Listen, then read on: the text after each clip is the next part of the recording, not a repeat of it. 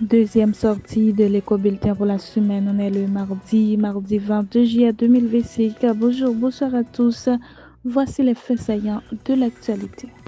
Le journal américain Miami Herald rapporte que Pierre-Réginald Boulos, homme d'affaires et ex-politicien haïtien, est convoqué à une audience d'immigration le 31 juillet à 8 heures devant le juge Jean-Georges Pereira au centre de détention de Coma, Floride. Le service américain de l'immigration et des douanes n'a pas confirmé sa détention ni précisé la nature des infractions reprochées malgré les multiples sollicitations du journal. Selon les documents judiciaires rendus publics, l'affaire est toujours en cours. Aucune information officielle n'établit que les infractions présumées de Boulos soient en lien avec les accusations criminelles, précisent des sources proches du dossier au journal.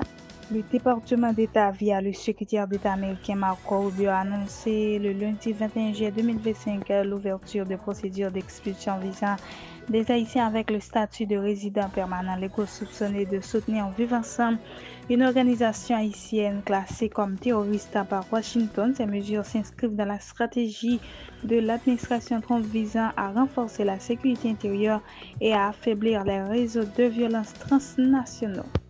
Le secrétaire général de l'Organisation des États américains en Haïti, Cristobal Dupuy, a effectué une visite le lundi 21 juillet 2025 de la commune de Keskov, notamment au sous-commissariat de l'OTAN. Cette visite a visé à constater les avancées réalisées grâce au soutien de l'OEA et à réaffirmer l'engagement de l'organisation en faveur de la sécurité dans cette zone fragilisée par les gangs et l'absence d'infrastructures adoptées pour les forces de l'ordre. Selon l'inspecteur Olda Jasser-Alain, ces interventions permettent aujourd'hui aux policiers de travailler dans de meilleures conditions. Il affirme que le retour à l'électricité grâce au soutien de l'OEA facilite non seulement le travail quotidien des agents, mais renforce leur motivation à s'impliquer davantage dans la lutte contre les gangs qui menacent encore plusieurs zones de la commune. Les conseillers président Leslie Voltaire, Laurent Saint-Cyr ainsi que le Premier ministre Ali Didier Fils-Aimé ont présidé le lundi 21 juillet 2025 une réunion stratégique axée sur une solidarité renforcée au sein du gouvernement pour restaurer la sécurité selon un communiqué du gouvernement.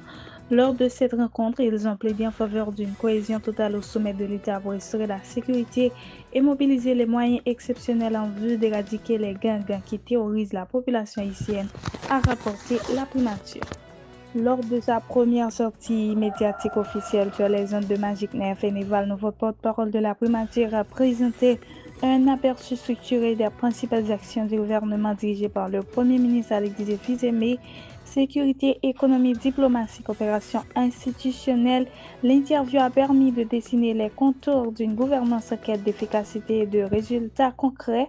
Au cœur de l'entretien, la récente mission diplomatique du chef du gouvernement à Washington a occupé une place centrale. Selon Eneval, cette visite stratégique a permis de raffermir les liens avec les autorités américaines, en particulier sur les questions sécuritaires. Désormais, l'aide au renforcement de la police nationale d'Haïti fera l'objet d'une coordination directe entre les deux États avec l'implication active du directeur général AI de la PNH, Ramon Normil, une dynamique que le porte-parole juge décisive pour la lutte contre la criminalité organisée. La police nationale d'Haïti, à travers la brigade d'intervention du commissariat du Cap haïtien, a procédé le samedi 19 juillet à l'arrestation dénommé Jonas Dorsan, Delix Paul et Franck Dipierre sur la route de Village-Est située dans la localité dénommée La Madeleine. Un avion de chasse F-7 BGI de l'armée de l'air de Bangladesh s'est écrasé le lundi 21 juillet 2025 sur une école de Dakar lors d'un vol d'entraînement. L'accident a fait au moins 31 morts, dont de nombreux écoliers et plus de 170 blessés. Mesdames, Messieurs, c'est la fin de ce bulletin d'information. Merci de l'avoir suivi pour vous la présenter. C'était Julia Philogène.